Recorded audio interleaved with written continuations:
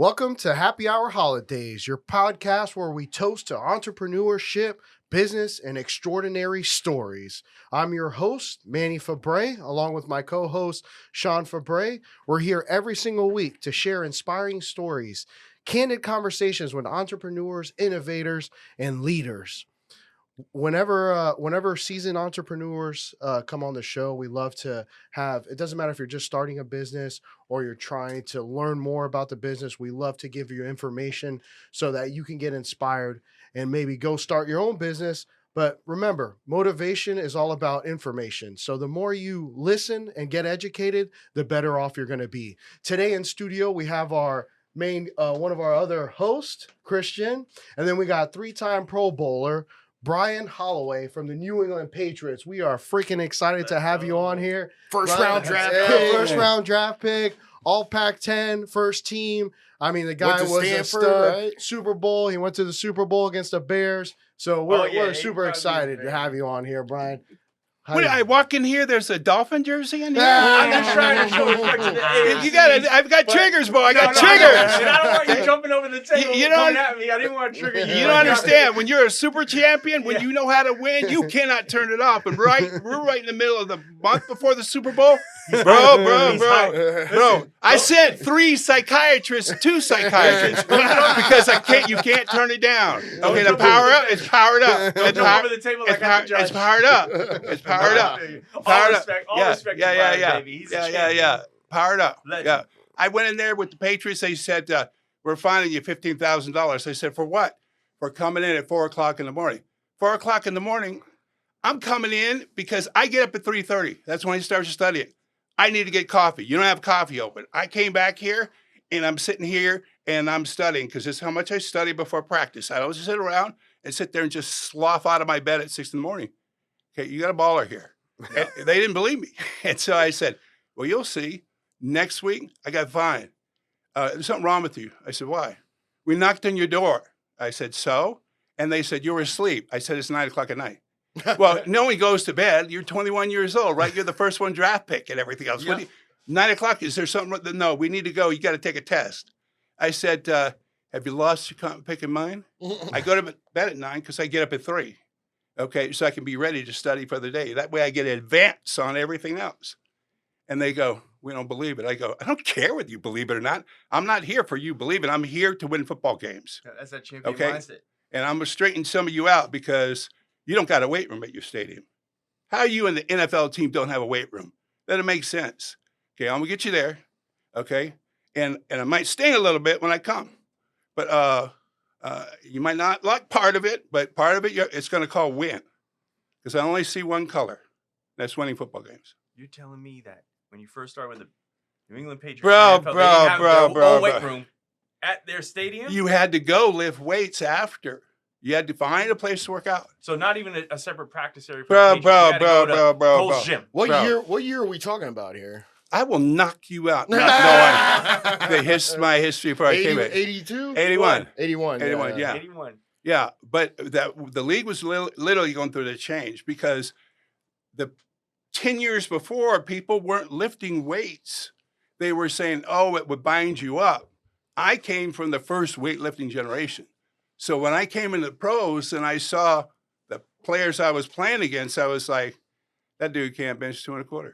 Oh, wow. Okay. I will grab them by their spindly little neck and snap it like a dry twig. Like, this is like, and so I was shocked. And so I said, I don't know about you, but it's a whole new world.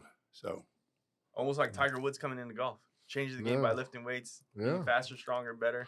Yeah, I can't believe that though. 81, no weight room in the facility. Yeah. Hold on. Let me get you there. Yeah. Okay, Tiger, Stanford Hall of Fame. Yep. His picture is next to mine. Okay. There we go. So that's awesome. Yeah. Incredible athletes. We all study each other. Now, how was the Pro Bowl back in those days? Because now Pro Bowl is what? Flag football? Yeah. So back then, did people actually play hard during the Pro Bowls? What was really exciting about them back then is that one of the things, the covenant that I said, this is how you bring in and we all get better. So I was always kind of a leader. I said, listen, every one of you know a lot about each other because we've all studied each other's film. All. And make a pledge to everyone here that you will share 2 secrets to any player that asks. But the player that would ask has to share 2 secrets. And so that way you learn crazy stuff. I mean, I asked Walter Pate, I said, Walter, why are you running so hard out in practice, in pre-practice?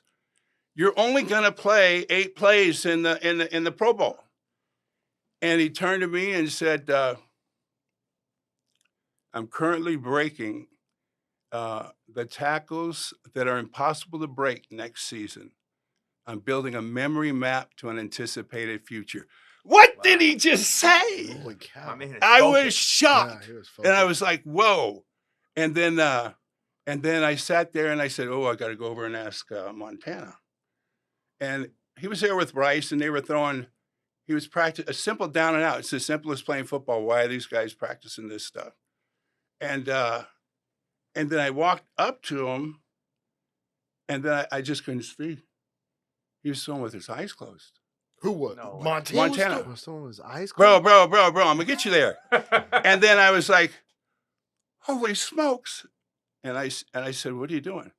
I'm working on the no-look pass. Okay. I can't expect that I'm going to see my receivers the entire time. Yeah. I'm building this.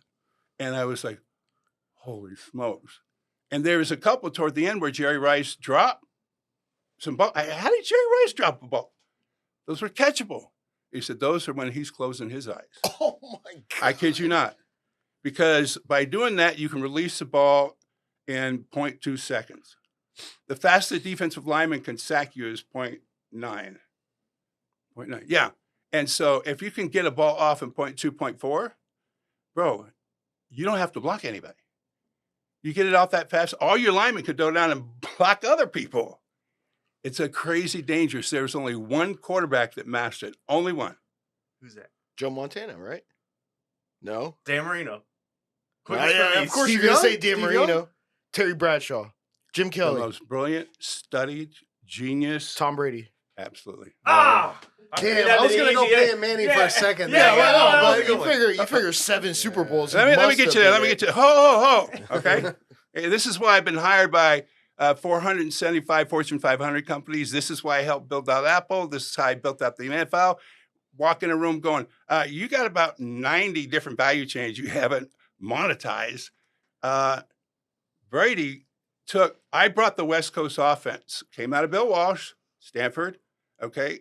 I helped protect this, little blonde-haired little kid called Elway. That was his blind side.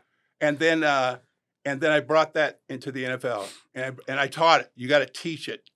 And so the coach at the Patriots was a guy named, oh gosh, it'll come to me in just a minute.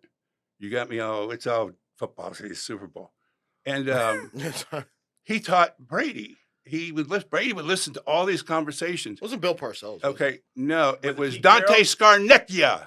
Dante Scarnecchia. Oh yeah. Look back, it's history, bro. I'm teaching you now.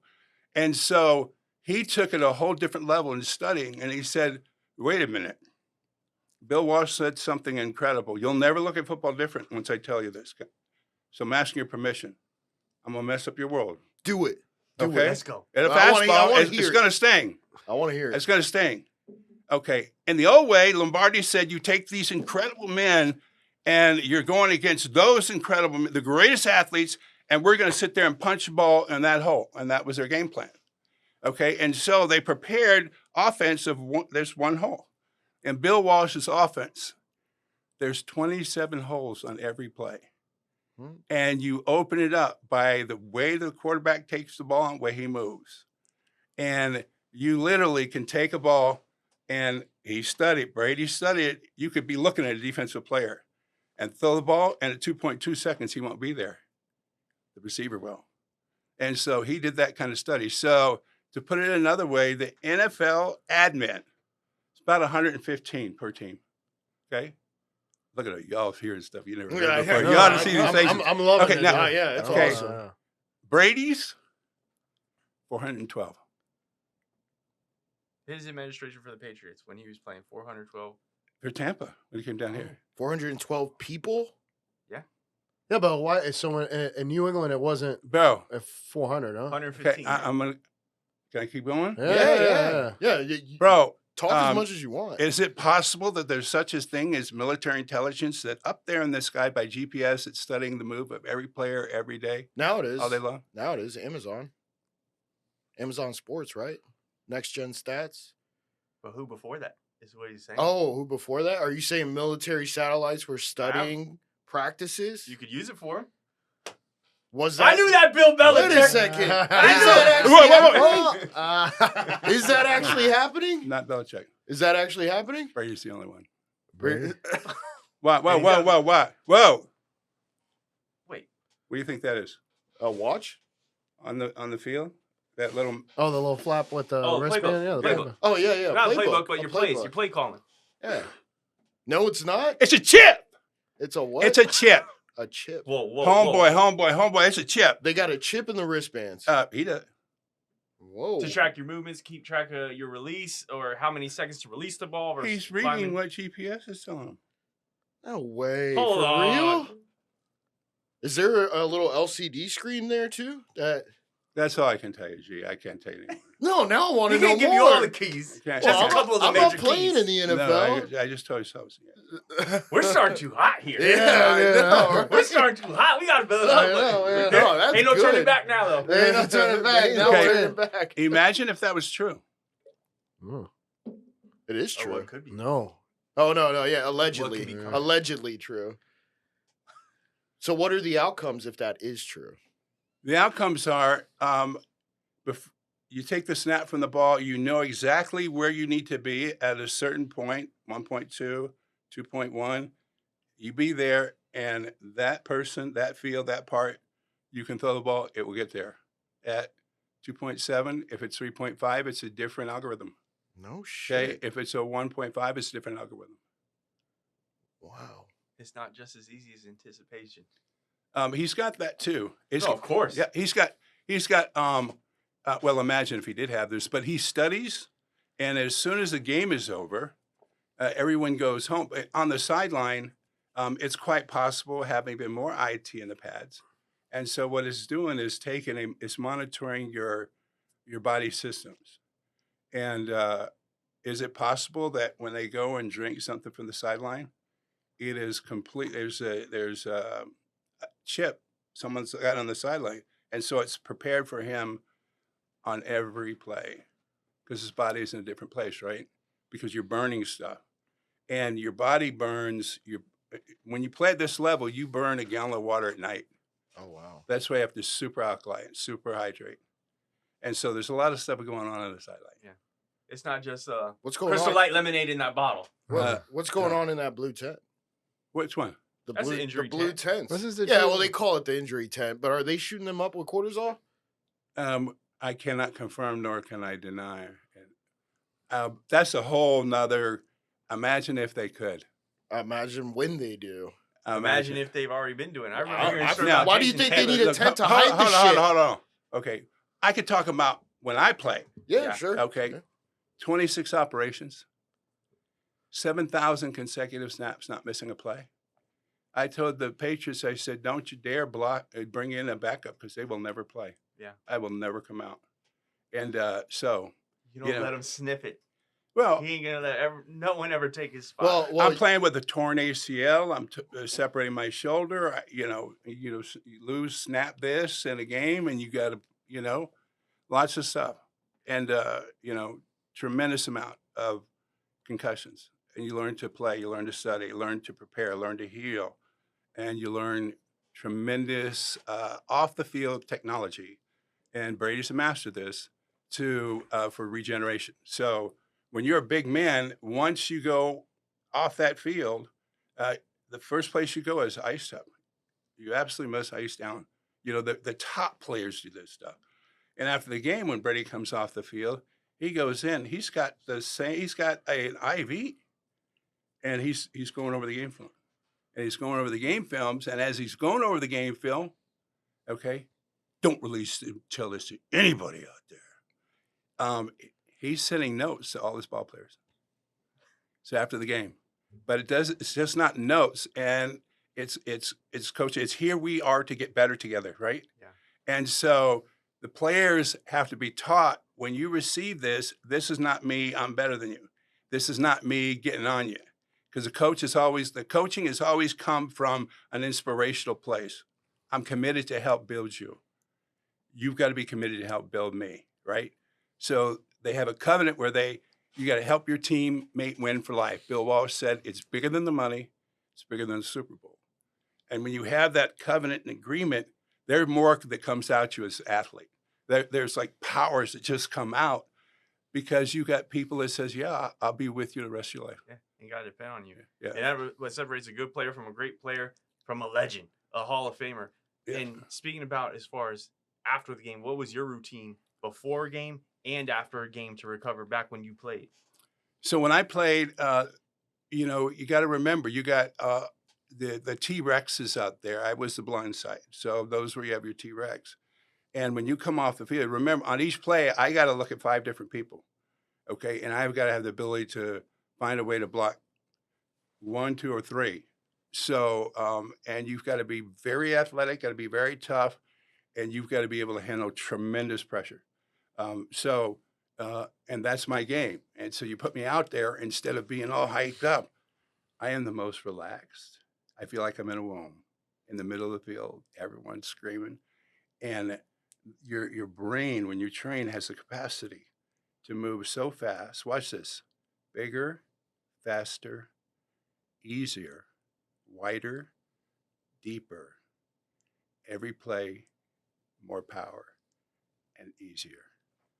So you get to that space, everything is in slow motion. What the heck? Calm killer. Yeah. So like you react milliseconds. Well, of course, because everything's I've already, in slow in the motion. off season, I've already studied this moment 1,000 times. So you're already studying, like Sweetness said, Walter. You already study it. So when you're in a different place, and so it's just, your brain is moving so fast. It's intense. It's muscle memory almost, right? It's more than muscle memory. I mean, it's Second muscle nature. memory, and it's Right, second nature, muscle yeah. activation in the brain. You can see things so fast that you can almost see intentions, which is crazy. Can you even see like the players' eyes and almost guess what they're gonna do? You have to, well, the way the champions played, like we had a very big, difficult code to crack with the 49ers and their blitz, because there'll be a 1-level blitz. You believe it's going to be this, but it's this. That's called a 2-level blitz. They had 3 and 4. It looks like this, and then, oh no, it's this, but it's this and it's that. Hardest ones to block. The 46 defense was that with the Bears, most complicated. And then I started studying, and then all of a sudden, Ronnie Lott and White, we were close. We were both came out of high school, That was a bad boy. Yep. Yeah, And we were, when he was being in the 81 draft, I was one of the top picks, right? So Bill Walsh called me and called Ronnie. We were both on the phone at the 7th pick of the first round. And the owner said, well, I'd like to talk to you both, because Walsh knew me, he knew Ronnie. And the owner said, Brian, we like you. They would not understand why I'd pick a blindside offensive tackle first. It's one of the most important positions on the field. And before we find out the rest Hold of the on. story, we have to go to break here. Oh, we God! got 6 seconds. No. We'll be right back. No, We'll we be right won't. back. Yeah.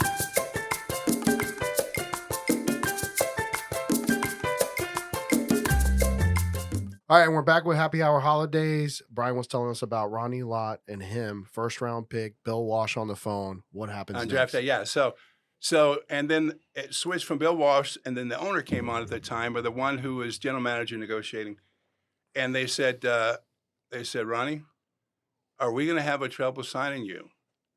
Because if we are, we're picking Brian. And so Ronnie said no, and my line went,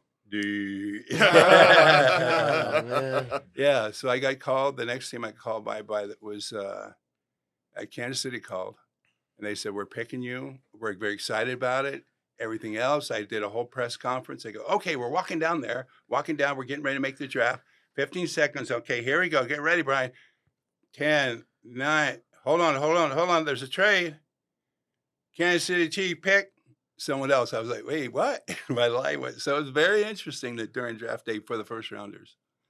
Yeah, it's crazy. Did they back then have like how it is now, where you go to a hall and people announce it That and the started players in walk 84. Bro, around? we didn't even have 84. phones back then. Okay. The draft didn't start in 1983. The big at the Hyatt. Or Hey, you know what I'm talking about, yeah, right? Yeah, in yeah. those big halls, Yeah. conference Yeah, rooms, I where, think- where the players show up. That was the year I think Elway, Marino, Eason. Yeah, Marino yeah, was yeah, drafted yeah, in yeah, 83, yeah. That was I it. think. Yeah, that was it. Yeah, he was 83, 83. that was yeah. that. yeah. I Why are mean, you that's trying when to it guess? started. I know I was there. Yeah. So what I wanted to ask was, as far as your game preparation, because you're talking Yeah. about so many legends, so many champions from your era, your time period, their game preparation, your game preparation compared to, I guess, the players of today's age. What are things that you used to do That So- maybe they don't do. that they don't do? Or, Oh, they definitely don't do. So, Whoa, but we were in the middle of the draft day. Oh, Like, you already. we can keep going. No, the draft. I wanted to know what So, happened because When it I was finally got Kansas City. there,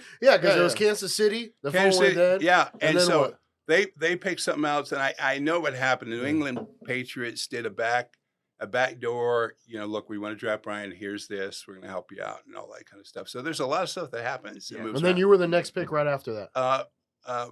Well, He's 19th. Right? there were a bunch Yeah, of 19. there were a bunch of them that I was at Redskin Park, because I grew up in that area when I went to high school, and so want to be a Redskin, all that. I was sitting in Redskin Park studying game film the day before the draft, and so that was before they had the what are the Hogs.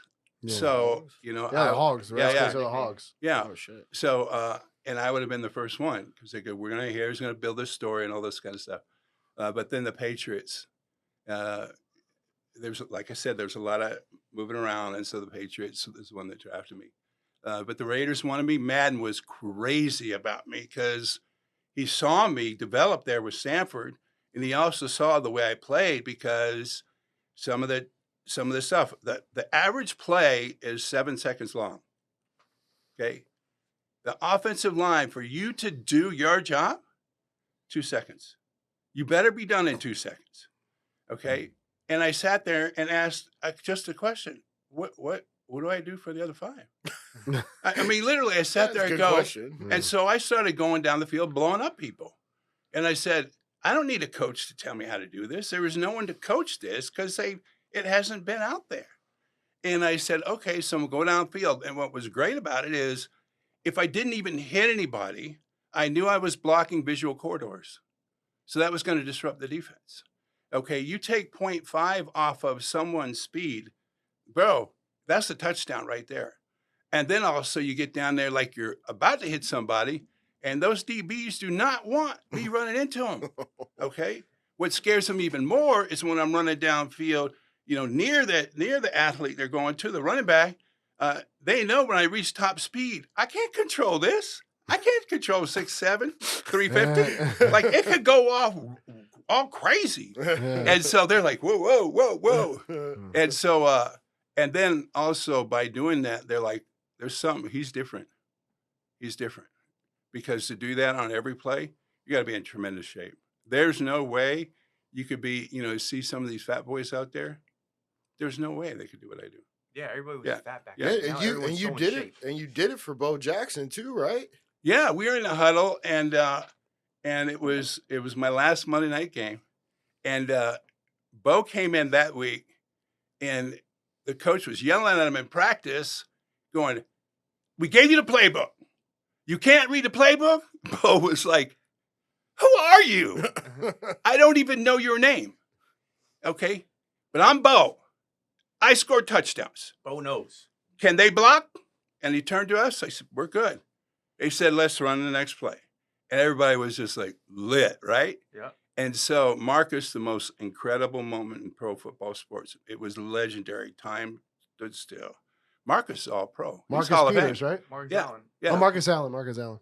How dare you? Yeah, I'm sorry. I mixed Yeah. it up. Marcus And Allen. so Marcus, let me tell you what what a champion he was. He turned around, bro, this is Marcus. Marcus goes, you carry the ball, I'll block. Everybody was just like, did you just see what happened? Like, it's one of the greatest moments of football. And Bo never learned the plays. He didn't have to. Marcus would just lean a little bit to tell him which way to take the ball. And on this one play, it was called a naked reverse. Fake going this way, and Bo was going to take it back this way. And he said, Baydog. I said, what's up, G? He said, don't block your man. Can you get to Kenny Easley? I said, hell yeah. He says, I want you to get to Kenny Easley. I said, okay. I said, you're going to pay you got $15,000, you pay my fine? He goes, I'll pay your fine. I said, okay. So we busted the play. And I leaned in to get the defensive player to think he would shift his weight in a disproportionate way. So he'd be off balance. It's like crisscross, right? Yeah. And so suddenly when the ball snapped, he said, run for that hash mark. And I said, okay, because Bo knew his stuff, right? And so I said, okay, because this play's never been run. And so I started running. Everything's going this way. I'm bursting as fast as I can right there. Now you can't look, because you look, you'll take 0.5 off your stride. You can't do that. And so you know where Bo is by watching. And Kenny Easley came screaming across. He says, "Oh, he's right there." It was insane because I was like, "This is lit." And so I was downfield, and I said, "I'm gonna just shellac him. We're on national TV. This is a poster shot right here, right?" And then I'm like, "Oh, Bo is already here, so it's changing." And so I jump and dive, and so you don't go and try to knock him. You go and try to hit like you're going for the feet because that causes the arms to come down, and touchdown. Why would you get fined $15K for that though? You're busting the play. You're making up your own play in the huddle, bro. You can't do that. You mean the organization was fining you? No. Yeah, I'd be fined by the club. Oh, wow. I didn't know they did shit like that. Oh, yeah. You can't you can't, like I said, I got fined. They thought I was sitting there going out all night. I wasn't. I was getting up early. Oh, wow. You got fined for staying up, going to bed early or something wrong with you. You're drinking. Are you doing this P test? I go, no, I'm a champion, And so some saw it like, what's wrong with you? Man, there's women and all that stuff out there. I go. They couldn't believe this guy was so committed. Yeah. They're like, no, you're doing drugs. Something's wrong. Yeah. No, why are you going to bed at 9? Why are you waking up at 3:30? No, this guy's doing drugs. Okay, bro, I'm in college, right? I'm in college and I'm working, I'm studying, I'm putting in 20 hours. So a champion, that's what we do. And so, could you imagine going to college in football? I mean, you're popular. There's a lot of social life. There's a lot of activities. You can get as crazy as you want. A lot of opportunity. Okay, watch. I went out 3 times. Good for you. Entire career. Because I was like, I'm about this. Yeah, you were committed. I'm about it. To the next level. You saw a higher purpose in your life is what you saw. Well, you're like partying, that's all cool, but maybe once I retire, I can do all that shit, which you still didn't do. Yeah, partying's not cool. No. That is absolute way to sabotage your life, your future, and dreams. And your success, yeah. At any point. Like, you're going to do that? What are you doing? Why aren't you doing something to improve yourself today? Okay. I get in front of groups and they go, we want to know how to sell and how to do this stuff. We're getting there. And I said, pick your 10 greatest phone calls that you would want to make one day and list them right out. I said, okay. And then I go, okay, now pick 5 of them. Okay, great. I says, we're going out in this hallway. Call them all. And they're like, hey, call. I said, call them all. I said, call them all. And it freaked them out because I just shoved them out there. And I go, why couldn't you do that? I don't get it. You got to want it that bad. And when you realize that that's possible, it changes the game forever. Changes. It's an idea. It's a moment. And that's how fast things happen in football. Oh, yeah. So that's how you learn it, right? And so when Jerry Rice dropped those balls, he was like, his eyes were closed, learning to catch the no-look ball. And he wasn't but Brady would come in and he trains his receivers. Okay, get ready. So you don't even look. You just go like this. It's there. There's no argument, right? Tom Brady is the GOAT, right? Oh, by far. By far. Okay. Because there's some people that claim that it was Bill Belichick, and I thought it was Bill Belichick. I think until he Bill came to the Belichick Bucks got and proved exposed. himself. Okay. I think he got exposed. Oh, he's about to be gone. He's already Yeah, gone. it- It He's was already gone, it was Bill Belichick. 24 years. It was Bill Belichick. Now everybody knows that. I didn't realize it until he came to Tampa Bay. Okay. When he came to Tampa Bay, I was like, wow. And the He's the Patriots GOAT. He's did the not real make leader. it. Yeah. Hold on. Okay, when he came here, he told the offense, "You report to camp a month early, and you're to train with me." And he would go, and when he'd be at facility, he had this old place designed, secure, that he would take the ball players to, and he'd go, "This is how we go. I'm going to teach you. This is how I talk. This is how I Really? coach. Come in here." He told the center, "This is how you need to do this." And the center, he says, "You got to. This is the diaper you're going to have to wear, okay? Because if a little bit of sweat hits my hand, it'll mess up a ball. Can't do that. But I want you to start training on that because that takes it. You got to have a lot to be able to do that and go, oh, And so that's altering someone's game. And he just taught players, and he said, "This is what I'm going to do during the season. I'm going to send this stuff." And so he'd walk them through. You're going to get it, and this is what it's going to look like. My job is for all of us to get better, and I do this for myself as well. And on every play, we call the play in the huddle, and he installed this. If you see a guaranteed touchdown, okay, all of you carry the game ball. I'm not just a quarterback. You're obliged to call and tell me and check the play. And they were like, whoa. So all of a sudden it got real, right? And so they learned you had to hire another level of play. And so by the time they got into camp, it was completely different. And even as receivers, teaching them how to catch in a new way and how to be disciplined. And the balls he's going to throw. There's balls he can throw that you cannot intercept. You cannot intercept. It's 1 foot off the ground, and it's 2 feet out of bounds. Okay, and he explained these type, and he changed the name of these calls, and then and it helped them understand how we're going to go and take this game down, even to the point where you go. One of the things that I told them to put in I said, listen, we have the top offensive line. Let's go, and we're going to run. It's going to sound stupid. Run the same play until they stop. If we get 4 yards or more, you just run that play again. And we went up to the Seattle Seahawks, and we ran this play 74 times. Holy shit. Okay, they had the ball. We had the ball 49 minutes of the entire game. Their offense only was on the field for 11 minutes. It was crazy. That had to have been hard on you, though. How hard on us? Yeah, we're 49 minutes on the field, right? If you're not trained Well, okay, yeah. and you're a little wussy, yeah, it's hard. Yeah, I like it. But, I like it. But this is what we do. And if you have your teammate next to you and he's like sweating or he's just having a hard time, when you go back in the huddle, you got 7 seconds to help them get together. And you have code words you use, and you look them right in the eye. And you'll be able to say, you're so close, you know the way to trigger the courage, the commitment, the confidence, the strength, and then to release. It is a power. We call it a passion of the playmaker. And when it comes out and hits, you can change that person. Go from boom. It's mental, right?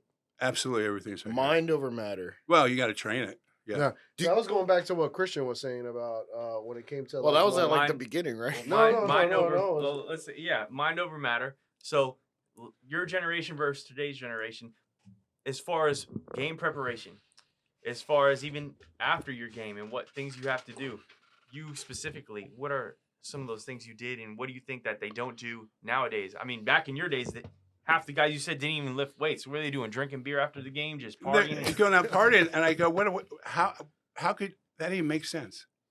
How could that make sense? You go and you ice down, okay, and then what you do is now you assess your week because you have to change how you're going to prepare for the next week to rehabilitate, regenerate, right? Yep. And then what you do is you go over the entire game in your head. If you're a great player, you'd be able to go and remember every detail of every play you ran.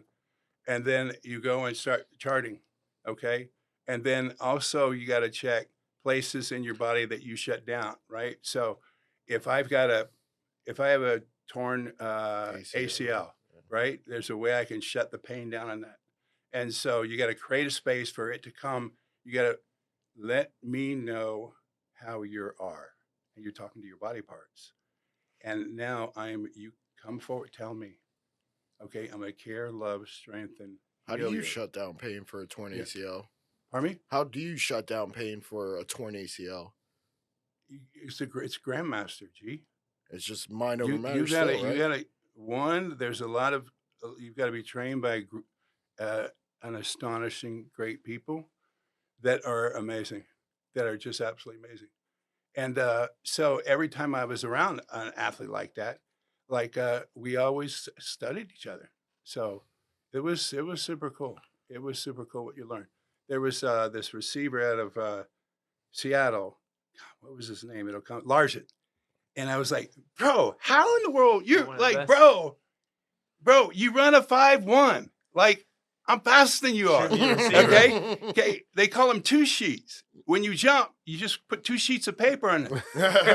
How in the world you one of the greatest player to ever live? And the stories he would tell was amazing. He says, when I go in, I look at the stadium. Okay, every time of year, depending on the time of day, it tells me which way the grass is bending. What?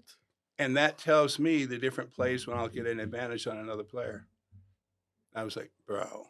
He goes, I also know the turf manufacturer. It tells me what cleats to wear.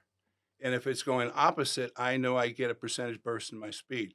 I said, bro, you're killing That's me. almost as if he's Nice. reading the green to hit a putt. It's that Yeah, intricate. yeah. Oh, yeah. Once you Oh, I said didn't Tom even Brady, realize that's how Yeah. it was. Yeah, no, once bro, you said Tom Brady bro. put diapers on his centers to bro. stop the sweat. I mean, yeah. that's another. It sounds foolish, Bro. but that's another. But it Bro, makes bro, sense bro. too, yeah. Just like Bro, the cleats, and he what sat- cleats to wear, Yeah, and he which way sat the grass is growing. and he sat there and he goes, and this is how I trained my hands to catch the ball.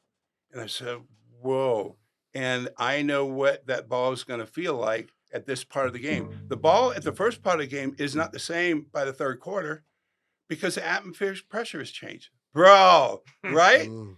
So it may be I'll squeeze a little more back here in the back fingers and then open these up more, or I'll squeeze these more in the front. Bro, he was just the stuff he did. And then he would study the throwing motion of his quarterback per series, basically. So he knew at this point, the quarterback's not going to throw it the exact same way after he's throwing 40 balls. And so he knew how to calibrate that. And he knew where to catch the ball, and he knew how to talk to the quarterback before the play. And when he saw something, he said, look, I'm going to do this because the defense has read him. And he had counter reads that he put in. And he says, okay, here we go. We're going to do this time. So incredible. Brilliant.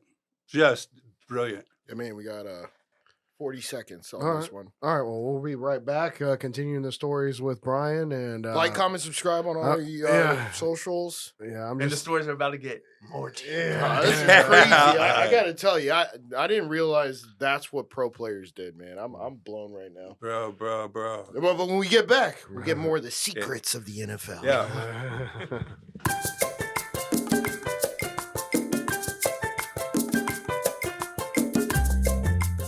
And welcome back to Happy Hour Holidays. Make sure you comment, like, and subscribe. We're having a hell of a story. We all love football. Football is what drives life every Sunday, Monday, Thursday, and now Saturday. And we got super wild card freaking weekend. So I'm super excited about our Bucks. Yeah, we're going to a Bucks game, too. One of the Bucks game dressed up as pirates, and they're going to burn those Eagles down.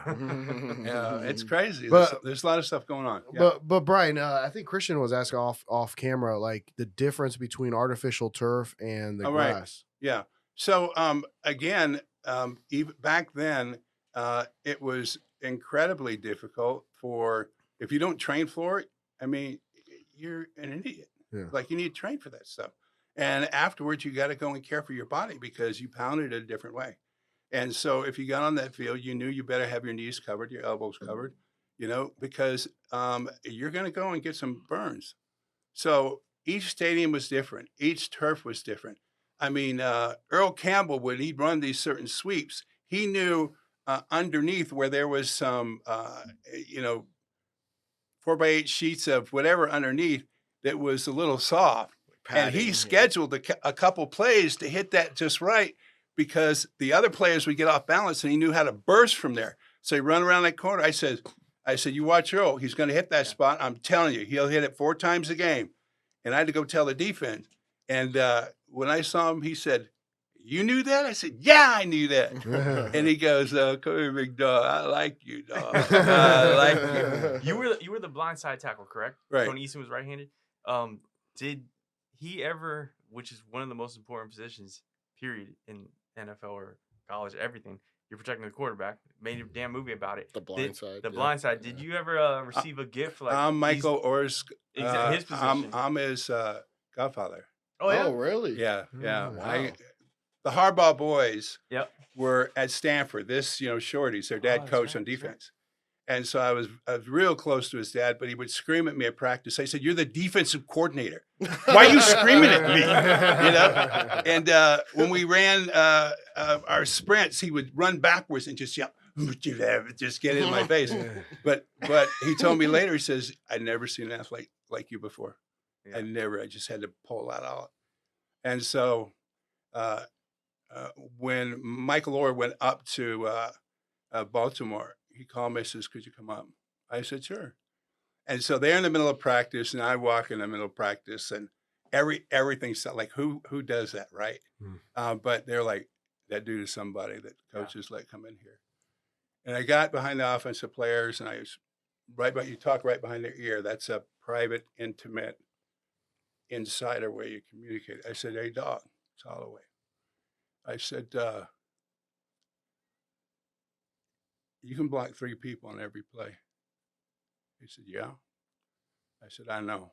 Talk to Anthony Munoz about you too." Said, "We haven't seen anyone great. You're a running back in a lineman's body." I said, "Start blocking 3 people. I don't want them to get mad at me." I said, "Michael, it's okay. Why don't you do it?" He goes, "Because they're haters." I said, "First of all, you're number 1. Number 2, you're known all over the world. Okay, it was a gift you were trusted with. Don't worry about their hate. You go play the ball." And he goes, "Well, they always call me offsides." He was so quick. He had an anticipation and explosion. I said, "Michael, move back 6 inches." And he was like, "Move," but the coach moved back. And it helped him. And he goes, "How do you know all this stuff? You don't know what I've been through. You don't know what I've been through." I said, bro, have you seen, remember the Titans? He goes, "Yeah, that's my favorite movie, dog. That's my favorite movie." I said, "You know how they were preparing for the big game?" Yeah. With Coach Boone? Yeah. The big man they were talking about? Yeah. That was me. Oh, shit. Okay. My name's been all over the world many times. You're trusted with this gift. And we became very, very close for years. And I just, wife and I went to his wedding about 4 months ago. So anyway. That's awesome. So yeah, you got to be there's different incredible capacities that if the players don't know that exists and they don't know how fast they can go, we're like, "No, hit the trigger." How come you were never a coach, man? Why? Yeah. Are you kidding me? No. I'm gonna go sit out Legit there, right? question. Okay. I told Michael Orr. You're so and insightful. No, he said this. He said, how much do I owe you for this? I said, "You can't afford." And he goes, "Yeah, I can." I said, "You can't afford me, G. You can't afford me." And he goes, "I can afford you." And I said, "Michael, I would ask for a game check. That's more than I made my entire career. I want more than that." He goes, "What you want?" I said, "A game of spades where I destroy you." And a big smile came on his face. I thought you were going to say And- 2 bottles of champagne for your wife. Yeah, no, big smile. And he said, "What?" I said, "Spades. I'm going to play a game." And then all his handlers were coming over. "What did you want?" I said, "He wants to play a game of spades." And that was the beginning of our friendship. Been a great friendship for many years. So you were also the vice president, you said, The vice president of the league, of yeah. the league? Yeah. How did you fall into that? Because, Bro, I was just trying to play football. yeah, that's what it And sounds like. so I talked to Gene Upshaw because I didn't know what he was the executive director of the players. And I knew him from when he was at the Raiders, brilliant guard. Holy smoke, smart as a whip. had an eidetic memory, can remember every person's name, every moment, all in his head. And so I said, I want to see the collective bargaining agreement. Look, it's 800 pages long. It's what we do. Look, I want to know. That's the contract that I want to know. And he go, okay, if you want, here it is. It's 800 pages. And I said, I can read 800 pages in a day. Okay, I'll be back tomorrow. And he's like, next day I come back. I said, bro, did you read this page? We don't have the right to have a second medical opinion. We don't have a right to see our medical records. Bro, this is illegal. This is illegal. You guys couldn't see your medical records? What are you going to do about it? He said, make you the vice president. There you go. So, Vice president of the PA? yeah. And that's when everything with CE was going on. CEI?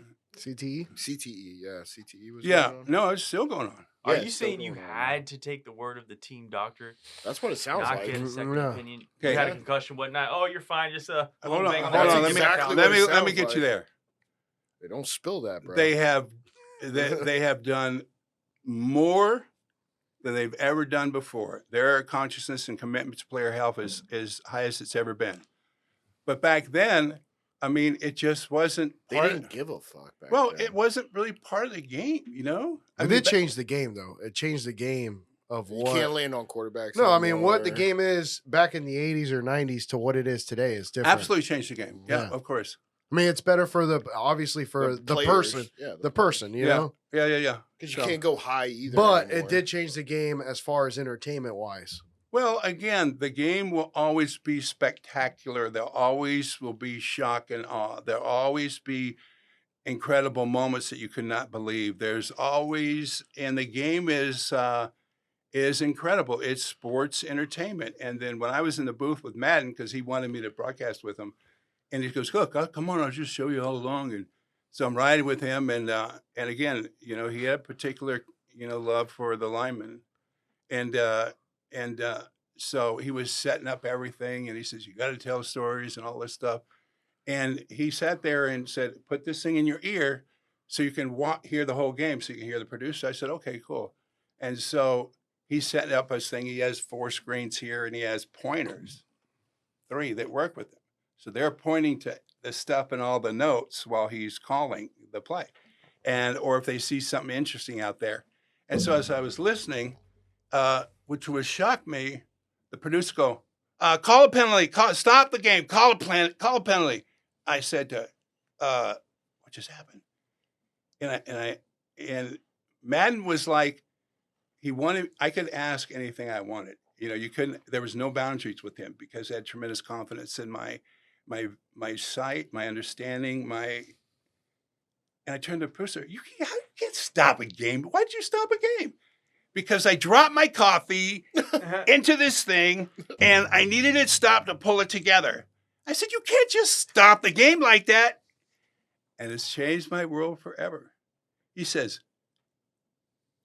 we bought that game. That's not your game. It's our game. Do you understand me? And I was like, you are right. And he said, good. Let's go. So the NFL is scripted. It's not scripted. Here's a question. You just said that they Here- did a yeah, producer. exactly. That's what you're saying. Here's a question. Okay.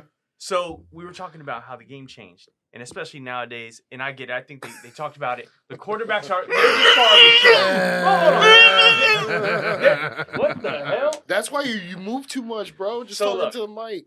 These quarterbacks nowadays, they're the star of the show. You need a great quarterback, I guess, nowadays to keep the fans tuned in, to keep the fans at the game. So they're like, don't hurt the old precious quarterback as far as the unnecessary roughness, roughing the passer, whatnot. But you know what's crazy? Back when you played, whether it was John Elway, Warren Moon, Terry Bradshaw, Marino, Terry Jim Bradshaw, Jim Kelly, Donovan. they used to McNabb. get smoked. No. No, that was before. No, that was that after. was '90s. after. That was Smoked. Smoked. Not every play, but Mm, how come they hold seem on, to hold on, always hold show on, up? hold Hold on, on, hold though. How come hold on. they played more games back then when they would get smoked compared to They nowadays? did play less games back then. No, man. They started more consistent, not missing any you got games. prima The donnas stars, now. Dan Consecutive Marino, snaps. Jim You got Kelly. egomaniacs. Bro, That's what- Bro, they didn't miss bro, any games, and they used to get knocked the fuck out. Bro. Painkillers. Compared Okay. to nowadays, Hold on. everyone gets injured every other game. Hold on. In the Pro Bowl, we all get together and talk. Yep. Okay. And we put the list together of players you don't hit. Quarterback was number one. Dan Hampton, knees, had 14 surgeries, couldn't even walk.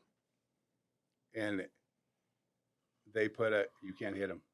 Everybody said, okay. And then there's some players who go, you need to bust them in the teeth. What the fuck? That's kind of like what Sean Payton was doing. Yeah, with the targeting, right? yeah. No, was it Sean? No, it wasn't Sean Payton. Yeah, it was Sean Payton. it was Could the- you imagine if this was true? It sounds like it's true. You don't know with this guy. I know. I Yeah, know. you're I'm not like, saying it is, Honestly, you're how not come it saying seemed it like the isn't. players of back then who used to get hit harder more often seem to be a lot more tougher than the players of today? Are they just stronger, because we're faster, prima better donnas today? now, man. We're We're prima egomaniacs. donnas. Yeah, So that's what it is.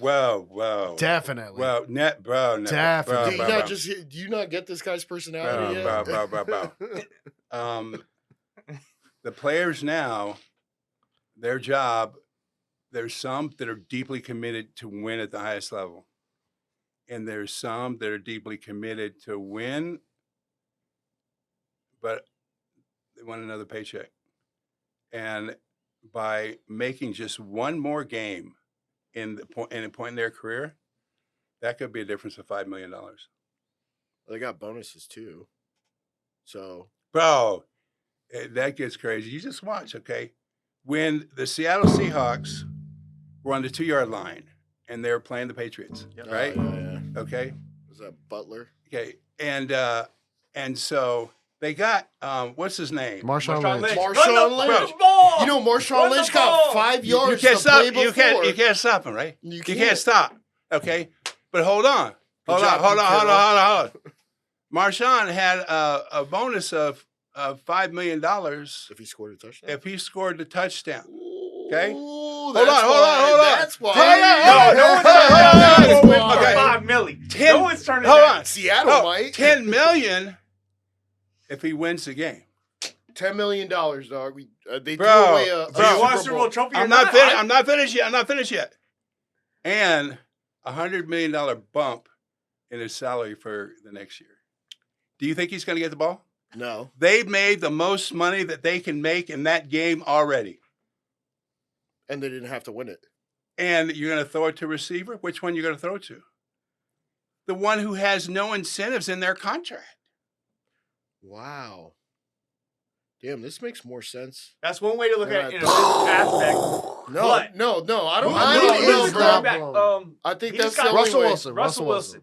You're telling me Russell Wilson is going to purposely look at the receiver making No, least he was amount of told money. to He was make told that. to. He was told Or to you get do a that. fine for not fucking following Bro, the play. you don't get Or it's bro, so scripted that they Bro, were but- expecting bro, an but- Not like you just interception. say, Bro. bro. And they- the and they- receiver doesn't know. He's still No, trying to jam the Roger ball in there. Goodell's Hold on on, the hold phone on, with Butler. on Yeah, purpose. Hold on. Russell Wilson's going to throw it to this Hold guy. on. Intercept Okay. it. Quarterbacks have an ear. Yep. Okay. The owner can talk to that quarterback any time during the game. I thought it was just the offensive coordinator. And Come on, quarterback man. coach. Come on. Wow, Let's you're get telling me smarter The here. owner? Let's get You're- smarter Hold on, here. my man. You're telling me the owner can talk to the quarterback? You ever seen Ricky Bobby? Yeah, come Yeah, on, Ricky bro. Bobby. He's like, Dale, take out Newman or whatever Yeah, it was. That was the exactly. owner. Bro, football's the same fucking way. Yeah, all the sports is the same way. Nah, I'm just kidding. Nah, I don't No, believe no, that. Owners talking Because to we the talk quarterback. about this all the Yeah, time, we man. talk about it all the time. They went from nonprofit to sports entertainment. The WWE sports entertainment, AEW sports entertainment. I mean, bro, it makes sense that it's that high level that we don't even know. And I know it blows your mind, Christian. Listen, Jerry Jones is not hitting Dak Prescott up in Probably the is. games. Absolutely not. Probably How many is. how many voices do we have in your fucking He's a helmet? general manager. Come on, get real. Yeah, How many voices he's a do you have in your GM. helmet during each play?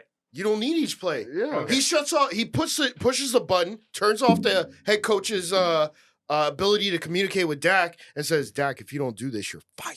Listen, in a fantasy Throws the land, game, wins $10 it million. sounds real. I'm not saying you can't do it, That but doesn't- get real. That doesn't work. You'll get fired. It's like there'll be a bump in his check. Yeah, bumping his check. Hey, Here's an extra 100,000 for listening. $100,000 ain't gonna do it. $1 million? Let's put it this way. There's some owners that their team is a financial vehicle for them. For sure. And what it does is allow them to get into bigger global transactions. And so their job is to fashion the team and their record to maximize their global transactions. And you can get, there's someone out there, owners possibly, if this could exist, that they'll get a 10% bump on or a 5% bump on the price of oil. And they'll get to buy it 5% cheaper. And for situations that'd be spectacular. And that's quite a lot of money. Yeah. I mean, we're talking about NFL owners here, which also they're not broke. They have hundreds of millions of dollars. They were able to purchase the team. Well, period. each owner is, their financial profile, each owner is completely different. Okay. So there's different ways to maximize the value of their asset there. And it may be it maximizes when they use it as a tax write-off or benefits, or use it to get accelerations in other global markets, big markets. And so, and then underneath that, then they create a spectacular sensation of sports entertainment, which is magnificent. I enjoy it. They're Robert true Kraft, doesn't he own businessmen. Kraft food? Kraft cheese, right? Kraft cheese. cheese, He used macaroni to. cheese, He Kraft used to. products. He used to, and likely he may own many other things. And so we don't get to know. I mean, you don't know the whole portfolio, and neither do the other owners. So, I mean, but the league is kept balanced and healthy because they share revenue, which means that every team gets the same check. So the teams that are in the playoffs, the other teams that are not in the playoffs, they get a playoff check. They have to share all that, and that keeps them healthy as one company. It's kind of like the MLB in the luxury tax. MLB. The MLB. What's that? Major League Baseball. I know. What is that? We got Baseball. People, Watch that people trash. still watch that shit. No, I don't. America's No, I pastime. was just. Hold I on, let me was get it. we got Baseball 50 was seconds. my biggest love. My biggest love. Baseball is. Yeah, my biggest love. That was my first sport. I was so bad, and What position did you play? they right field on the line 30 because seconds. no one ever hit the ball there. Yeah. And they would come to watch me because they're like, watch, he strikes out every time at bat. Oh my God. And so I was one of those, and I would get there in right field, and I threw the ball in, and I couldn't aim. They go, guy can't even throw. And a college kid watched it, and this is Hawaii years ago. They said, put him on the mound. They said, what do you mean? Put him on the mound. He has a natural screwball. And I was like, I don't even know what that is. And the guys got under right there to catch That's it. We'll be right back.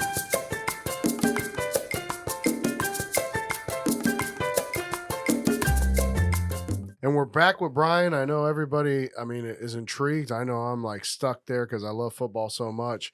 But tell us about the journey into the NFL when it came to, earning your position as a rookie. I know your first round draft, they expect you to start as a blind side. Tell us, from the person who was there in the line to taking his position and now being the starter. Well, let's get from Churchill High School in Potomac, Maryland to Stanford. Yeah. And so I'm out there, and it's the first time I see people my size. I've never seen before. I was like, whoa. And so I was recruited as a defensive lineman. And so I was lined up in practice, and it was not going good. And knock came on the door. Bring your playbook. Coach wants to see you. We're sending you home. I go, bring your playbook. We're sending you home. You're not sending me home, and I'm not opening this door. Bring your playbook. We're sending you home. And I screamed. I says, I'm not going home till after this morning's practice. Coach said, okay. So I got out in practice. I was like, burning inside. And so I lined up, and they put me on defense against their first rounder at the time. His name was Gordon King, and he was 6'6", and he was, 350, and I was 6'7", 240. And I said, I'm just going to hit him as hard as I possibly could. I'm going to hit him till he goes blind. And the ball snapped, and I exploded into him as hard as I could. And then all of a sudden, I started screaming. I go, I can't see. I can't see. He knocked my eyes out. And they picked me up and turned my helmet around. And they were like, holy smoke, watch Holloway get killed. And I said, run another play. And this went on for like 15 minutes. It was bloody, and I was getting destroyed. And then Bill Walsh said, what's the stop? He says, Brian, walk with me. And he started walking me off the field. He said, and I was like, well, this is it. And he said, how do you feel you did? I said, Coach, I gave it my best, but not very well. And he said, I thought you did great. And I said, Coach, if you thought that doing great, we aren't going to win a game. And he goes, no, I'm serious. It was great. I said, Coach, no, it wasn't. He said, Brian, you don't have the strength. You don't have the speed. You don't have the understanding. You don't have the power. But every play you lined up as if you did. And if every person on this team had that desire and intensity, we would never lose a game. I brought you over here. I want you to be our team captain. I was like, I didn't know what to say. Yeah. And that was the beginning. So he gave me the freedom to go and take that position and change it up, test some things. I had 75 different ways I'd block somebody. And I would throw false keys. I used a lot of misinformation, misreads. And so when I got to New England, but I was a big weightlifter. And so when I went to New England, I was like, I was just shocked how small they were and not in shape. And when I walked in the locker room. This is back. Remember, this is 81. Okay, whites on this side, blacks on this side.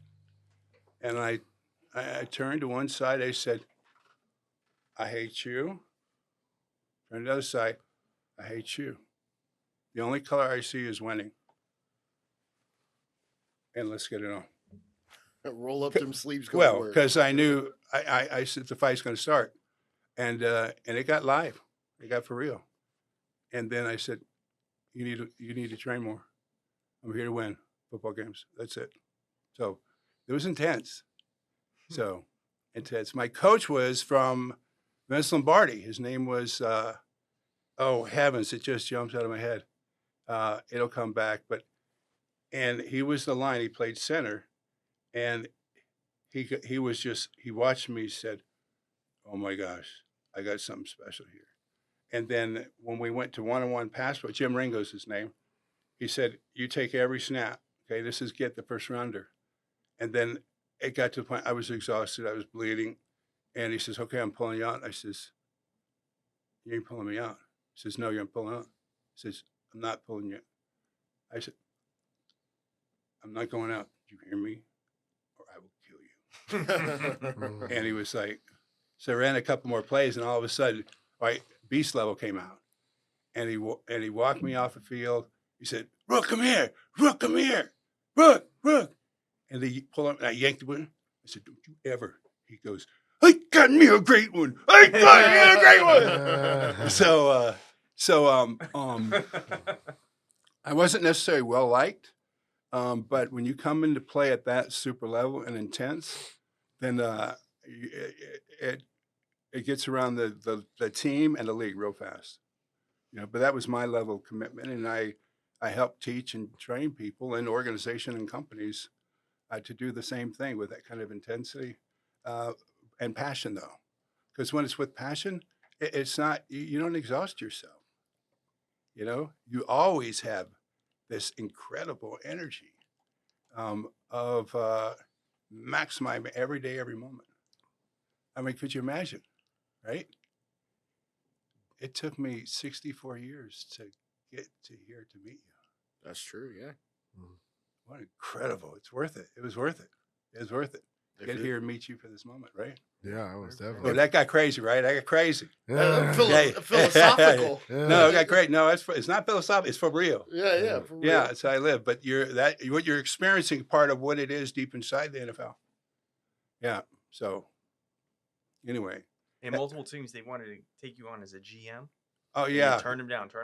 Yeah, no, you're more than just a player. Jeff Lurie wanted me to do it at the Eagles, and I just go, I said, listen, I got to get to know you, and I get to know your level of focus, because this is quite an experience coming into owning a team. And so he said, no, I love it. And he goes, no. And then I saw him a month and a half later for our next meeting. He was like, man, I can't believe it. I'm a star, and things are good. I love this stuff and everything else. I go, I'm out. Because he's so, there's an emotion that happens when you see this new life. That's what I told you before I walked in here. Like, you change. And so it'd be difficult for me to communicate with him, because he's so impassioned about so many other things. And like, the only thing that's important is right there. So yeah. Are any of your kids football players? Yeah, my oldest son played for the Arizona Cardinals. It was amazing. He just put me back through all the pictures, and emotions, and everything else. So, but was he also 6'7"? No, no. I was. This is how, like, I didn't want any of my kids to kind of go through this stuff, because when you grow up and you're like just bigger than everyone else, and you're just uncoordinated, and you don't really fit in, and that was really difficult. So, if I had a choice to marry like a woman who's 6'4" and just like, Mom will get some D1s out of it, it's not gonna happen. I'll get some D1s out of Mama. We're gonna be real good. Yeah, so family play Hall of Famers. That's fucking hilarious. So, and we're gonna get people to what's going on right now. This is a week before the Super Bowl, right? And so ball players on teams during this week, like, some are like, oh my God, they've never experienced this before. They're getting calls from people they've never heard from before. So there's some ball players, like I turned my phone off. I was unreachable, and I wouldn't take any press. And because things happen and things change, ball players would go, here's a new contract. I want you to represent our gym. Here's $250,000, or here's Vegas comes in and goes, here, I'd like to do this. And you're just like, whoa. And everywhere you turn. And then also you have to put up a whole level of safety to protect your children, right? And then all of a sudden, the dad that left shows up, right? Okay. And then your dad left and his side chick. And then, there's a lot of, it gets very, very, it takes tremendous focus. And you have to have the players that have been there train you how to prepare during this part. And another thing is, this is the week you find out that G over there that never played, that you beat him out, had a bonus in his contract of, 1.5 if we got to this, and your agent didn't get that in your contract. The fuck? So the whole There's a whole lot of sideshows to the big the circle. whole locker room completely changes, right? It's not the same thing. So all the DNA and intensity has changed. And so it's up to the team leaders to help manage that and coach it. How was it to actually walk onto the field knowing that you had reached what you set out to achieve, was going to a Super Bowl as an NFL player? Like, how was that? Did you feel like it was unreal? Bro, like it was a dream? Or were you like, I expected to be here? It was so intense, because it was a whole level we're playing during this. And I encourage them, let's go. The ball player says, we're changing the plays. If we see something, we're changing it. So the coaches didn't know about this. Mm-hmm. And so there was just and we set goals. The defense goal is, you on this team, you're going to score 2 touchdowns this game. And so the level of focus was so intense and amazing. And as we doing this, we go, it didn't matter if we were 20 points behind or 30. We know how much. If you've got a minute and a half on the clock, you can score 3 touchdowns. Okay. And so just being that focus was great, but it was insane. And when we went out, because we were wild card, and then we were just slaying people, we were killing. And the offensive line, because we could run the ball, we could run 99 plays of just runs in the game, and they'd only get on the field for 10 minutes. I was like, that's what we're going to do. It's going to be simple and nice and slow. It's going to be consistent. We're going to get 4 yards. That's it. Kill that clock. Yep. And so we went out to the Raiders, and this was after we lost to did we lose to the Dolphins? Then we had to come. and then we had to go play the Raiders in the regular In the season. regular season. Yeah, we lost to them one of the last games. And so I was like, how do we lose to them? And so we go out there, play the Raiders, and then like I'm lit, right? And so we end up winning that game. And so when we were in the last 30 seconds, I just started crying uncontrollably. I was crying because I was like, this is how it feels. Watch this, watch. This is how it feels when Mets won the World Series in 1968. The Miracle Mets. This is how it feels. I'm like, this is how Bob Gibson felt. This is how Hank Aaron felt. Oh, God. Ted Williams felt like this. Mickey Mantle felt like this. Sandy Koufax felt like this. Oh, I just started crying. And when I walked in the locker, everyone's looking at me, what's wrong with you?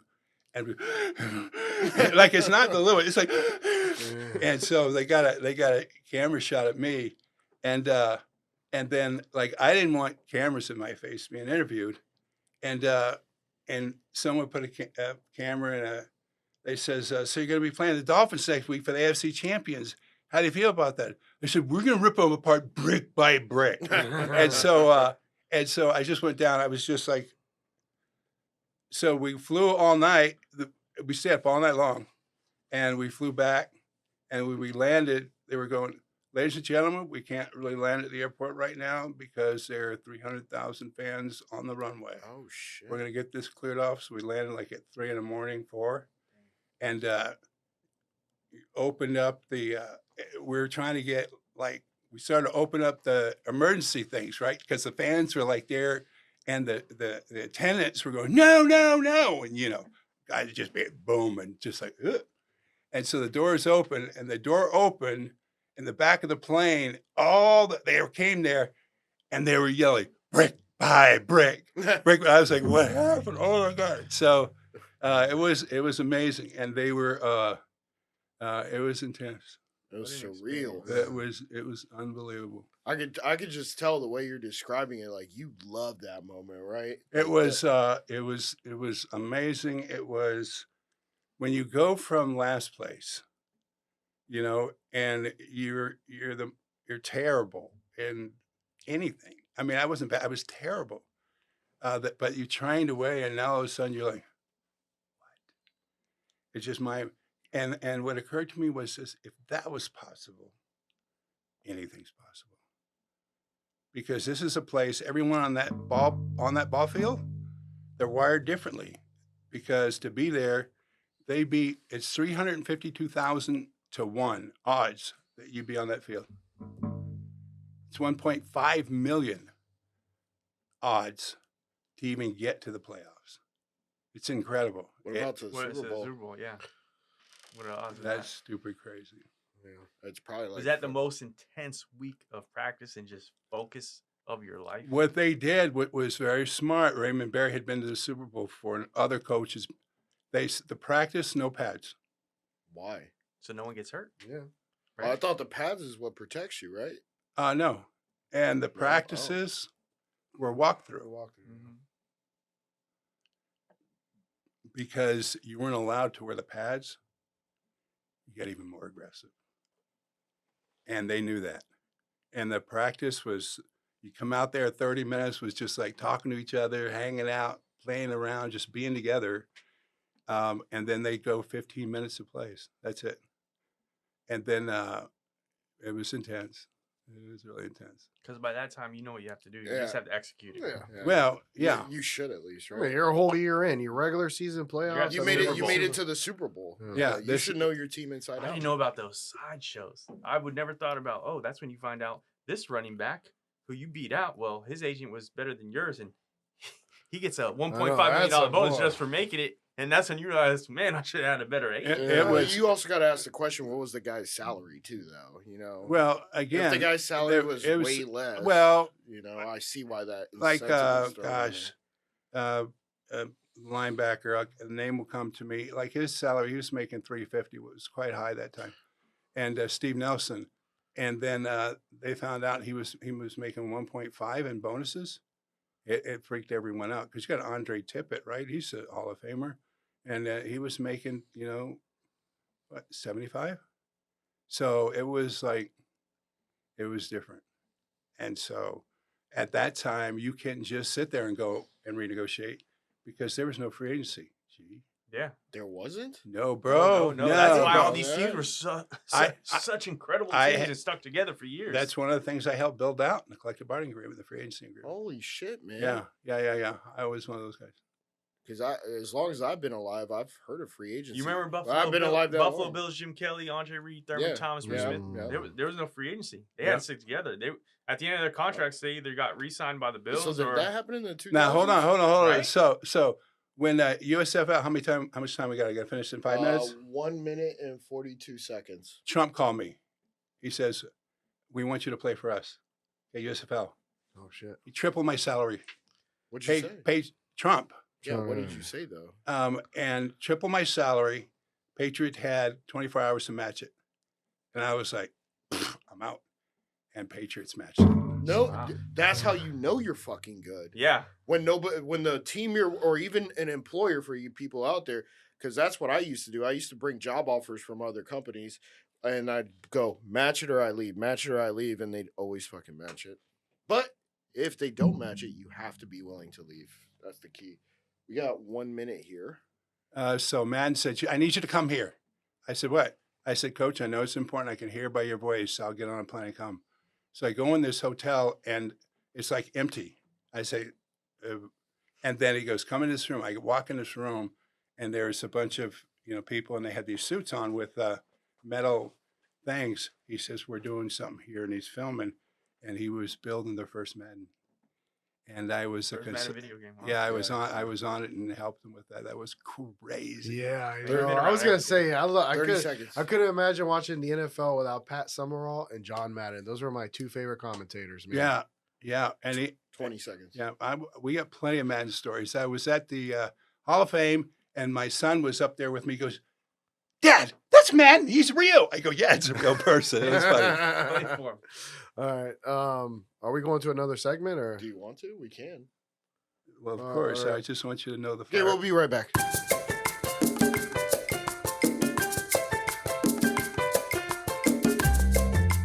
Welcome back to Happy Hour Holidays, and nothing against everybody else out there that we've had on the show, but this is one of my favorite guests that we've had, Brian Holloway. Brian, what's one of the best battles in the trenches? Well, as a blind side, I'm going to line against Hall of Fame Alley. That's what it's called. You're going to get Too Tall. You're going to get LT. You're going to get Randy White. You're going to get the ugly twins from New York, Klecko and Gastineau, right? You're going to get Leroy Selman, just an absolute insane. Okay, every Sunday you're going to line up against them. It's all bad every Sunday for them. Love it. So the baddest they- player you ever went against Because they got is who? to line up. What? The biggest, baddest player you ever went against in your career. Who is it? I just named them all. Those are Hall all of Fame Alley. Hall of Fame Alley, yeah. Okay, you get you hit Bruce Smith, very, very complicated and difficult because he has different tempos he'll use during the game. Gifted athlete. Reggie White, there's no one that could hit so many moves. There's a move progression. So if someone does this move, I know what move 2, 3, and 4 are going to be in every ball player except him. He's the only one that could switch and do. And so it was very difficult. He was unpredictable. He was unpredictable, and you had to be, you can't be swept up in, because he talks like this when you're lining up against him. And after every play, he goes, I'll say a prayer for you. And it's all, No, bro, wait, bro, that was bro, Reggie bro. White? That Bro, was Reggie White. Bruce Smith. No, Reggie that- White. Reggie White. But it's authentic. I mean, that's authentically him. So he was a good dude. It's so good. Yeah. So What about LT? LT, Yeah. I lined up against him 300 plays, got by me twice. That's called an ass. That's called. You can curse on the Yeah. podcast. Yeah, I Unless know, you don't I want know. to. Oh, That's okay. called No, butt it's whooping. only The a- It's tail called end. butt whooping. That's butt only in the whooping. left. Yeah, butt whooping. He was so gifted, and he was so fast. He said, "Why do I need to run those plays? Why don't I just go and tackle football? And the coach said, and he would break the play. So the other teammates had to learn the other linebackers would recall it. Once the ball snapped, they have to change the call to cover up what he vacated. And the coach said, you better be right. And he was. He went to get football. This was LT that you're talking about, right? Heck yeah. LT. Yeah. But I he was didn't just know gifted. LT He played could that. run. He was a 4-3. 4-3. But he played 7 seconds of football. Okay. There's very few players that do that. You go down, I guarantee if I had to say anything to the Buccaneers, I'd take all the players and go, when you play 7 seconds on that play, you put 1 point down and see if I bet you $10,000, you can't get to 15 in one game. 15 seconds. 15 times where you played, Full play. 7 7 seconds. seconds. The full Okay. play. 7 seconds. Yeah. because if you do that on 20 plays of the game, you will be the most valuable player. Yeah. No, he was super talented. And a lot of players like him. I liked it. remember hearing a story when he was in Tampa, Super Bowl against the Bills.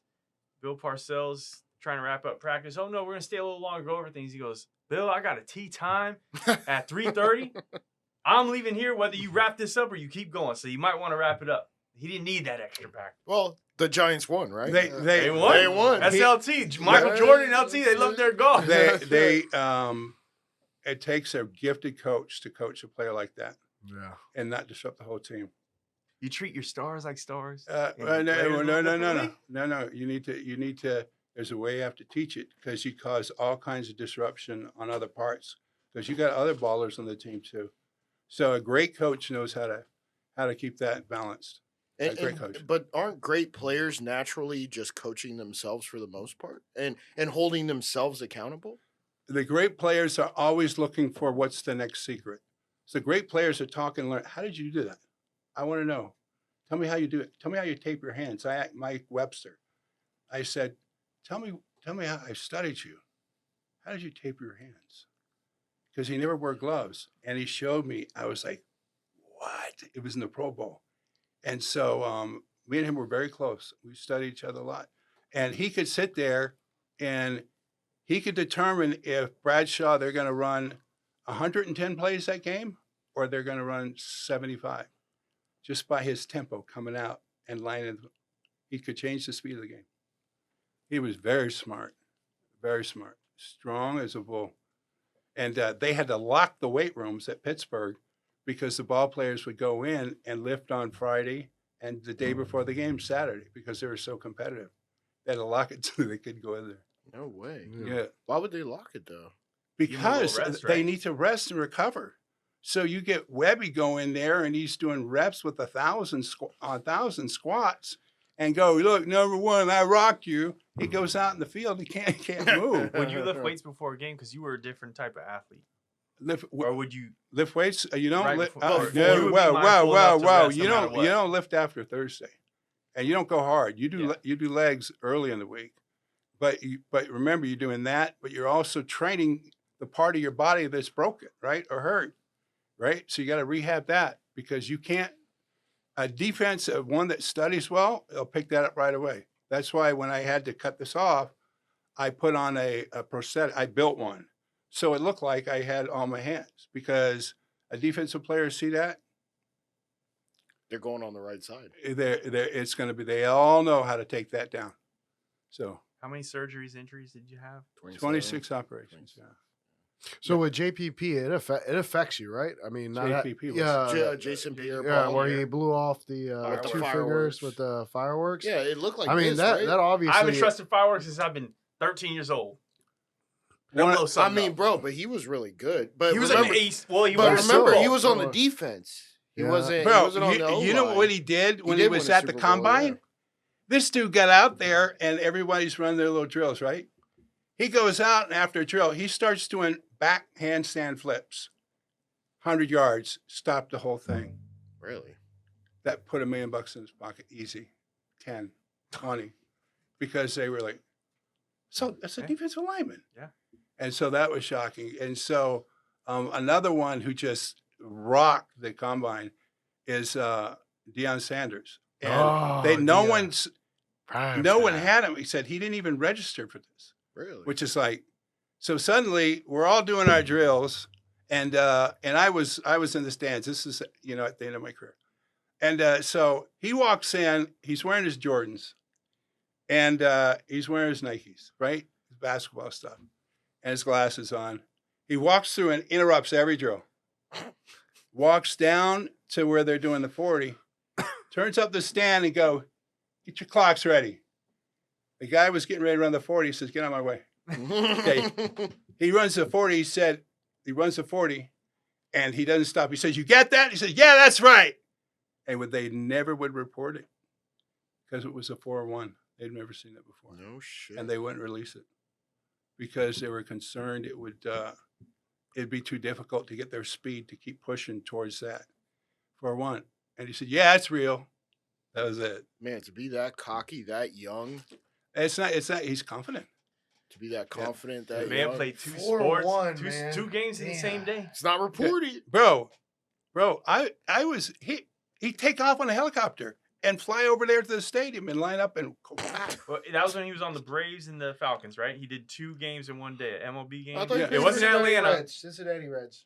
but he also played for the Braves. Yeah. It's easy to do. I mean, it's not, I I thought he mean, was Bo gonna play- Jackson we were did it. playing baseball. I mean, come But Bo Jackson, Deion Sanders. yeah, I Bo think was those were the 2. by far, and the Hall of Famers would tell who knew him by far. No one had seen it before. Like when he run, you'd have to focus to keep blocking and keep focus because you just want to watch. It's just you've never seen that before, and you just know, when you see 4.1, 4.2, and that explosive and acceleration, it's like it's the most amazing thing you've ever seen, and like holy smokes, right? So that was incredible. But Earl Campbell had size and speed. I mean, maybe not 4-1, 4-2, but I mean the size was Earl's a whole different universe. Yeah. Okay, that's the iconic part of. He has a whole universe in the NFL, the stuff he did, and he sat there and we were in the Pro Bowl, and he said, "Dog," he'd always talk real slow. "Told you I'd take care of you." And out of his backpack, he pulls big rolls of skull for all the ball players in the team. Because Like dip. yeah, because he knew I dipped. Yeah. He goes, "Just let me know, dog. Let me know what you see." And so he lined up next to me, and then we were getting ready to go in, and he said, "Dog." I said, "I got him softened up. Come over here. We're going to win." We go, "Okay." And he lined up, and then he knew how to do. And we took it in for a touchdown. He goes, "That's good.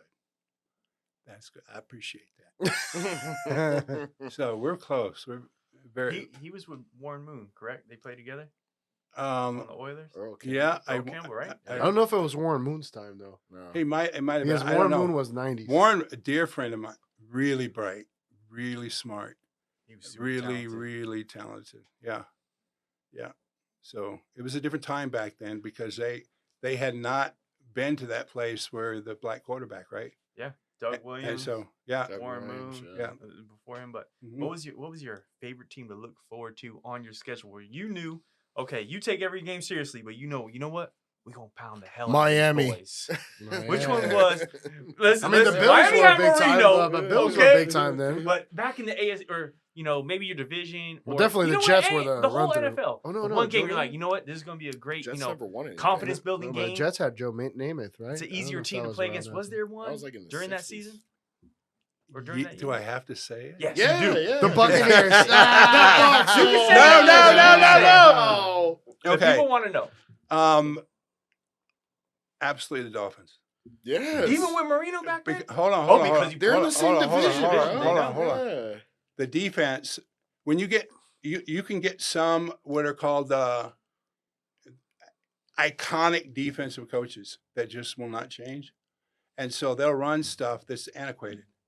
And so if you have that on the team and that person has so much brass and balls Yeah. and connected with the head coach and the owner, that's what they're going to run. And they weren't, They weren't big. They had a horrible defense. They weren't lifters. And I was like, That's crazy. when I man. see a guy, I can look at the little pencil neck. You know? Yeah. And Get out of so, the way. and so, well, you don't do that. You pound them. You hurt them. And when you get them to the point where the first quarter you keep pounding them, you'll see their eyelid drop, and now they got compressed vertebrae, and they can't lift their shoulders, and so you keep boom, boom, boom, boom. And I apologize that I don't mean that to be aggressive, but it's a violent game. It was your job. It was what we did to Yeah. be, and so yeah, just pound them because. You can't if you aren't in condition and you aren't a big weightlifter, you cannot stand up against the heat coming off the line. Jimmy When I Johnson played. was the coach back then, right? No, No, Don Shula. Shula. Shula. Don Yeah, Shula. Not Shula. Damn, From, you're a like, Miami my Dolphins man, fan. back in the Florida, day, dude. G. This guy knows history. Back in the The day, 72 G. Dolphins. Shula, Come on, G. Shula was Back with in the the Dolphins day, from G. 72 all the way to fucking Before So- 72. yeah, I forget what year, before but 72. Before yeah. 72 all the way to 1997. Sure, I didn't know 6, Shula maybe 96, coached then that Jimmy long. came in. I thought Shula just was like, Yeah. you know what? Perfect season. I'm done. I didn't realize he went for another Shula- decade. Yeah, and Shula's so the man. that really held them back because Just the cockiness of coaches and, Well, and players not taking it serious. it's how do I call it? It's like this person is a defensive god. This is how it would be, and it's not going to change, and that's what you have to do. And so they were and you could pound them. Yeah. Now, playing in all this heat, there's two places you got to cut weight. To play in Florida, you got to cut weight. I'm sure. So they're not going to be as big, okay? And Denver, because you can't breathe. So if you're going to play, let's say for instance, this time of the season, if I go play in Chicago or Philly, right, this weekend with all the, okay, during the week I'm gonna go up to 340, eat a lot of 6 meals a day. Got to eat before a game. okay, and because Well, in week preparation. because Yeah, it's freezing. Yeah. It's freezing. So you go there, you got to have a lot of coal in your body to burn. That way, when you get on the field, I'll have a T-shirt on and I'm sweating. And it's 30 below. Okay, you got to, but the next week you got Tampa. Okay, you got to cut 30 pounds in a week to be able to go out in that field and play. So you're sitting there, you're in the saunas, you're drinking water, you're eating just vegetables that week, and you're cutting weight as fast as you can. I didn't So you realize get down there and players play. did that. Then when Well, you go to Denver, you gotta adapt. when Yeah, you go to makes sense. Denver, you got to Yeah, cut. what would you do for that? You got to The cut difference weight, in there. bro. Thin air. You better cut weight, and you better be taking oxygen. So you're training with oxygen on the sideline, and you're training with oxygen at home. That way, when you get there, you will sit there and understand how to breathe, and you've built up. I don't know what the word is, but that way, when you get out there, because it shocks the big man when you get out there because you can't catch your breath. When you're on the bench after, maybe a touchdown or something, and you're sitting there, are you just breathing in with You the always, even if you don't want it, like still this. do This it? is what I did. You absolutely do, because you think you know what's going on up there at that outset. You don't know what's going on. Okay, and your play will just go like that because you feel like you're playing R and you're not getting oxygen. So yeah, There's the advantage there with some of the. it's the- completely good. It's yeah. a tremendous advantage if Yeah. you use it. Hey guys, there's 3.5 minutes left. All right, Brian. What we like to do is we like to tell you to tell our audience either something motivational and inspirational, just so they have something to Last word. last words. We almost. I said. would say number one, wait for nothing. Okay, do it today. Okay, number two, here's another quick one. You don't have an anger management issue. You have a power management issue. There's a distinction. That's power. Don't sit there and deplete or look bad upon all that. That's power. You just need a power coach to teach you and train you. And then never give up. Never get up. And today's the day. Mark today, this moment here. Okay, this moment here, you're going to do something spectacular. And it doesn't matter how much time you fail. Okay, I failed more than anybody. The reason why I'm here is because I didn't quit. I didn't quit. Don't quit. Don't quit. Don't quit. Don't quit. All right. So, Where's the live by, baby? okay, Where's the don't live quit. by? Be number one. Yeah. Yeah. Thank you so much, Brian, for, Yes, sir. for being on Shake and bake, baby. Yeah, Shake shake and and bake. bake. Brian There Holloway. he is, dog. Big dog right there, man. Brian There it is. Holloway. Yeah, let me show him the other one. The 3 versions. That looks of like the Brian Holloway. Infinity There we Gauntlet. are. Got the man right there. Let me see that playbook. Yeah, Let me see that yeah, playbook real quick over here. Dude. Are we allowed to even show it? Yeah. Yeah, it don't matter. Well, thank you so much, Brian. We really Well, it's like appreciate you 2 coming on minutes, Happy 2 Hour minutes. Holidays. Guys, this episode's going to release here in probably 2 or 3 weeks. No So we're really shit. excited to release it. Please like, comment, and subscribe. And, thank you for tuning in. BrianHolloway.com, bro. And BrianHolloway.com. You better log on. BrianHolloway.com. Follow him on all his socials. Yeah, follow him on social. Yeah. Do you have anything you want to say as far as like Yeah, you still socials got- or you still anything? got a minute 40. Just BrianHolloway.com. You'll .com. see it right there. And when I was building that website, I wasn't, quote, I'm not a running back or quarterback. And I wanted to build a broadcast platform. This is back in the 90s. And I built a long scrolling website. And that's one of the things that Steve Jobs said, that's amazing. What are you doing? Why did you do that? And I showed him. And I said, you build it. You don't let them ever press a button up there. You keep unfolding it bigger, bigger, and more enchanting. And so if you see the scroller on the Apple, holy smokes, you mean tell me you had something to do with it? Bro. No. Chill out, bro. No. We'll always remember Brian. Bro. Great time having you, Brian. I'm sure there'll be many more as well. All right. Awesome. Well, guys, thank you for tuning in. We'll see you next week.